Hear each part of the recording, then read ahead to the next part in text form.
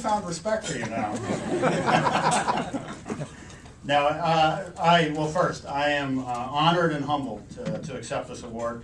Kind of felt like I was at my own wake watching hearing those, but it is great to be back in Chicago.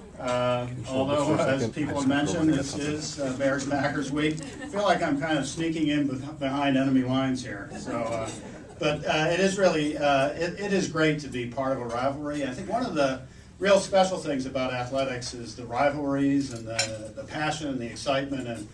You know, the rivalry that, I have to admit, when I was living here, I was at Northwestern for about 5 years. I was a Bears fan, but I did recognize the error of my ways when I moved up to Wisconsin. But it's just great to be part of a rivalry like that, and the Bears are such an outstanding organization and really support each other. It's, except for when we're on the field, we're trying to work together. But I want to thank everybody, thank all of you for your support of the Positive Coaching Alliance. It is truly an outstanding organization. And it really, and you've heard it and you'll hear from me too, it's really filling a real need. And I just give Jim Thompson all the credit in the world. I also do want to, before I get too far into my talk, I do want to give special thanks to Jason Sachs and the job that he's done here in with the Chicago office. Really appreciate it, Jason.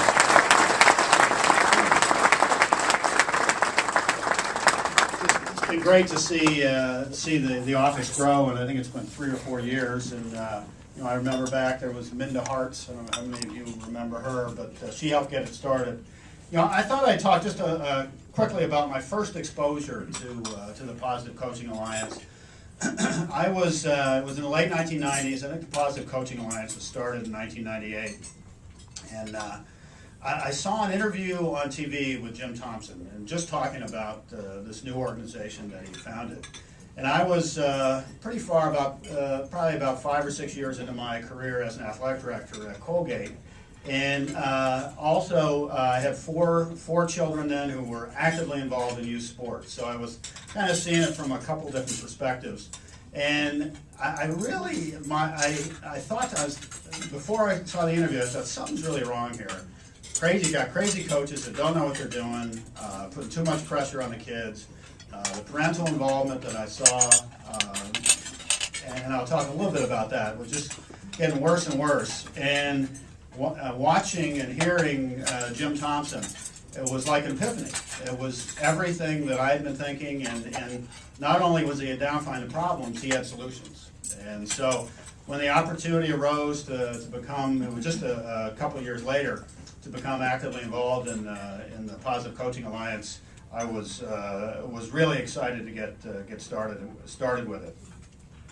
You know, in terms of some of the issues that I saw in sports, a lot of it is what I call the elite athlete syndrome. Although I played professional football, I was by no means an elite athlete. But you know, with sports now, if you're an elite athlete, you're identified very early on that you're really special, and you're given special treatment by your teachers in school. A big problem that I see in athletics is the trend towards specialization. You know, you're an elite athlete. You should really play basketball year round. If you start playing basketball year round, you have a chance to get the NBA.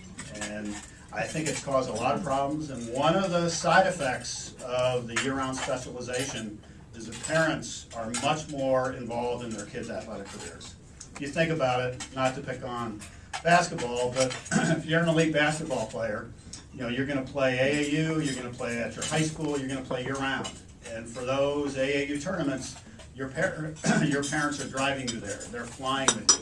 So they are actively involved in your athletic career. And when I was the athletic director at Colgate, and even at Northwestern, I just saw an increasing trend where I was dealing with parents, talking about playing time, the coach isn't fair. And it's really not. It's not good. It's not a good thing. And I think Jim's ideas, the triple, the triple impact, and some of the other things really are dead on, and things that need to be done. you know, one of the things that you talk about some of the elite athletes, and there's all kinds of horror stories, but I've had a lot of people, I'm sure some of you would agree, Clay Matthews is a pretty good football player from the Packers. And, but if you look at Clay's background and how he got to where he is now, he was not an elite athlete at all. He didn't have any scholarships coming out of high school. Went as a walk-on to USC, didn't start until his last year at USC. And so people ask me, why is Clay Matthews so great? He's so great because he was a walk-on, and he hasn't forgotten his roots. And he's the opposite of an elite athlete or an entitled athlete. And, you know, I've gotten to know Clay fairly well, and I told him, I said, never forget that you're a walk-on. That's what's going to make you a great player. If you watch him play, he's a great athlete, but probably his energy and his passion and the fact that he never gives up probably makes him as effective as anything else. You know, the other thing I wanted to stress in terms of this evening was to congratulate the people up for the scholarships. You know, as was said previously, just the fact that you're up for the scholarship, you've obviously had success academically and athletically. And the other thing, you know, I think a lot of people, you know, the PCA has really done a good job. It's getting the word out. The people that are critical of it say, well, it's anti-competitive, and you know, they want it all to be, you know, like intramurals and you don't compete. Well, that's not the truth at all. You talk to Jim about it, and you know, one of the things you're going to learn in life, and I know Mike talked about it, competition is not a bad thing. In fact, it's the best thing. You know, whether it be in athletics or business, that's what's going to make you better. And you see all kinds of examples of that. And so I would embrace competition, and that's very positive. And there, you know, there's also nothing wrong as an athlete with trying to be the very best you can be. You know, push yourself hard. But you know, the other, you know, I think the other thing you always need to remember as an athlete, and I'm really talking to the high school students here, always remember that athletics is not an end in itself. It's a means to an end. And you probably know the statistics. 1 out of every 10,000 high school athletes, just think about that. 1 out of 10,000 becomes a professional athlete. So the odds are very, very slim. Even if you're one of those, if you're the 1 in 10,000, the careers are very short. I mean, the average NFL career is about 3.1 years. So you're in and you're out. One of the real problems that I've seen in the NFL in recent years, and it's a tribute, I think, probably to the amount of money that's available in athletics now, is I talk to a lot of our players or players around the league when they come in early, and I say, what's your goal? You know, what do you want to accomplish? And a lot of them say, I want to make enough money so I'll never have to work again. Which, all right, I mean, that's fine, but as Mike said, reality is you're going to have a long time after your career. So again, there's nothing wrong with striving to be the best you can be, but you know, chances are you're not going to make enough money to never have to work again. And even if you did, you have to have a purpose in life. And you know, the lessons that you learn and have learned and will learn through athletics are invaluable to making that transition after your athletics career ends. You know, we talked a little bit about athletics participation. It's like it's a laboratory. The lessons you learn are so invaluable, they're going to stick with you the rest of your life. And the advantage of them is they're experiential. The lessons you're learning them firsthand, you're experiencing them, they stick with you more than lessons that you read in a book. I mean, obviously your education is the most important thing, but those lessons are crucial. I think, you know, in terms of the things that I've learned and I've seen in my career as an administrator as well as an athlete, teamwork is the most important thing. I'm a little biased towards football, but all team sports are great. But football, to me, is the ultimate team sport, and the lessons that you learn about working together, bringing everybody together for a common goal, is crucial in business. I think one of the most valuable things that I learned in my career, and this was from the Redskins, when I was about halfway through my career with the Redskins when the Redskins named Joe Gibbs the head coach.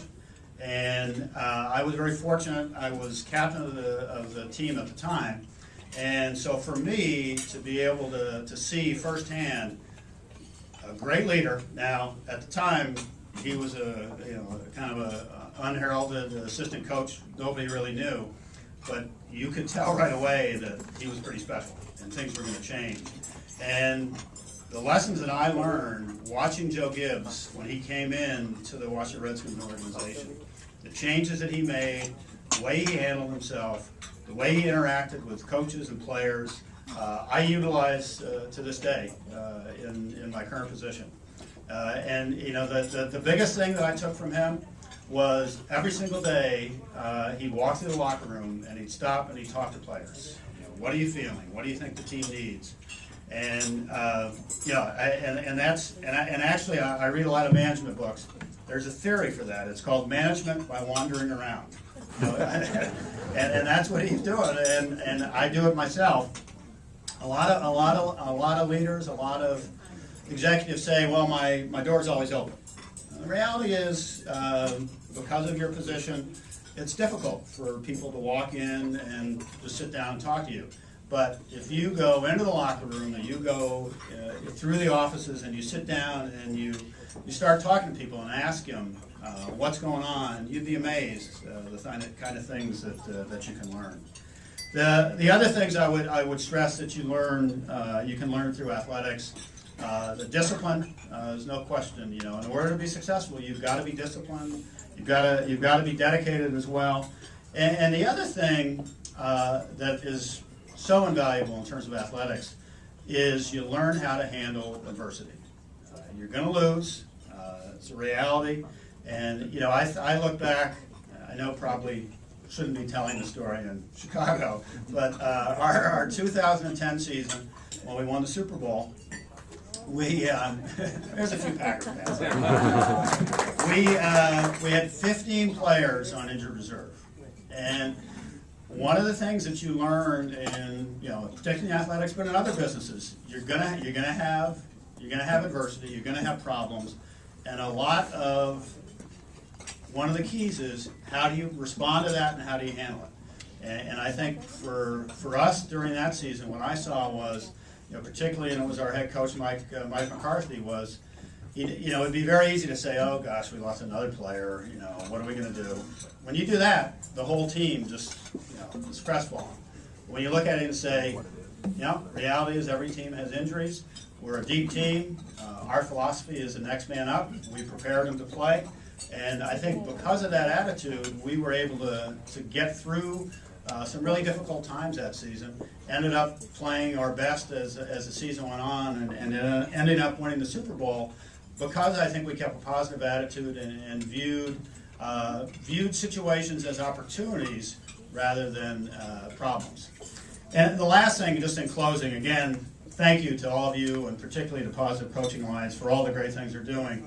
But again, to the students and the student athletes, I would say your top priority and the thing that is going to help you more than anything is make sure you get your education.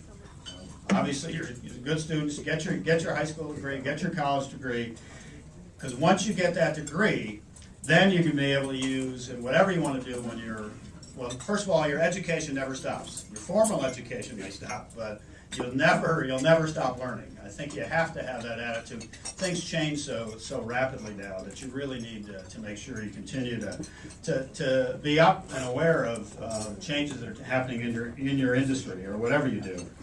But getting your education, and then that will allow you to utilize and take advantage of the valuable lessons that you've learned through your athletics participation.